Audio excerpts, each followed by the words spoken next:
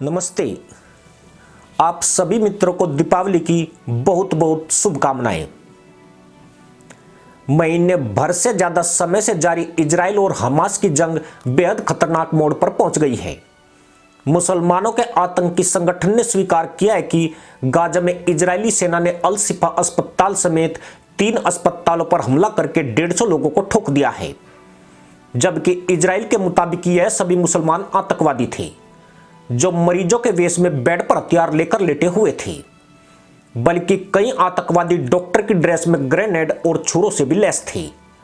Hamas के मुसलमान आतंकियों ने इजरायली सेना को चकमा देने के लिए यह जाल बुना था। वे अल शिफा अस्पताल के अलावा पास के 2 अन्य अस्पताल अल रतीसी और अल नसर में भी मरीज और डॉक्टर के गेटअप में हमले की तैयारी कर रहे थे। आपको बता दें कि 2 दिन पहले ही आईडीएफ ने इन तीनों अस्पतालों को घेर लिया था। अस्पताल में आतंकियों की ढाल बने लोगों को एक सुरक्षित गलियारे के माध्यम से दक्षिण गाजा की तरफ भगाया जा चुका है।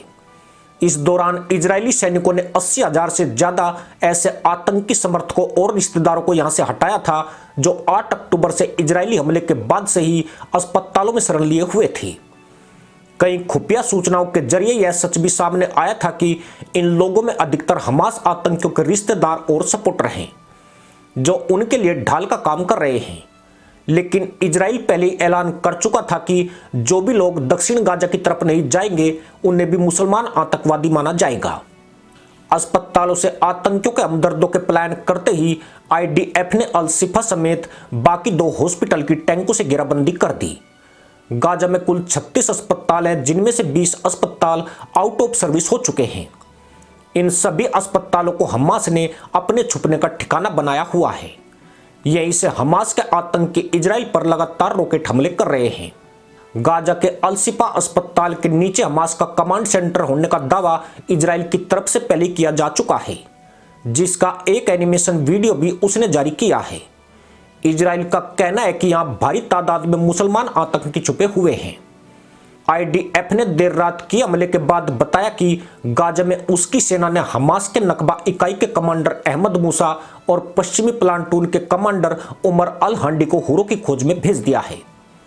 यह लगभग पहले से तय था कि जब इजरायली सैनिक गाजा में प्रवेश करेंगे तो यहां के अहम अस्पतालों का रुख भी करेंगे, क्योंकि इजराइल पहले से ही हमास पर अस्पतालों से गतिविधियां चलाने का आरोप लगाता रहा है। अब जबकि अस्पतालों में आतंकियों की ढाल बने लोग वहां से भाग गए हैं तो इजराइल खुलकर हमास से निपट रहा है। उत्तरी गाजा में स्थिति अब इजराइल के अनुकूल हो गई है।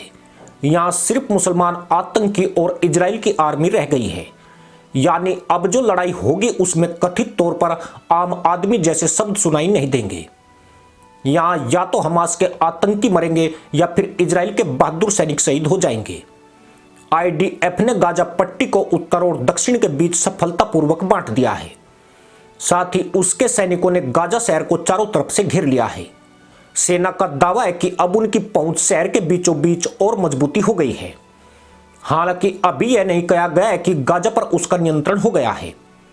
यानी अब यह बताना आसान है कि इजराइल का जमीनी आक्रमण योजना के अनुसार चल रहा है और हमास को काफी नुकसान पहुंचा है। युद्ध शुरू होते वक्त अनुमान लगाया गया था कि हमास में 30 से 40,000 लड़ाके थे। उसमें से लगभग 10,000 यानी 25% अब तक मारे जा चुके हैं। यही नहीं, इजराइल की ओर से गाजा पर भारी बमबारी ने हमास के लड़ने की क्षमता को पहले ही बहुत सीमित कर दिया है। दूसरी ओर इजरायली सेना को अपेक्षाकृत कम नुकसान हुआ है। अभी तक इजराइल के 34 सैनिक शहीद हुए हैं, जबकि युद्ध शुरू होते वक्त हमास ने बड़ी बड़ी मुल्लाई बकलोली की थी और गाजा में इजरायली सैनिकों की कब्र खोदने के दावे किए थे।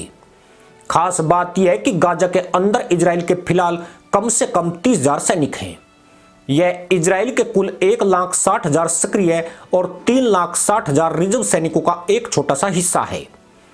पर गाजा के तमाम मुसलमान आतंकियों और उनके सपोर्टर के लिए फिलहाल 30,000 सैनिक ही बहुत हैं, क्योंकि एक यहूदी योद्धा 10 जिहादियों पर भारी है।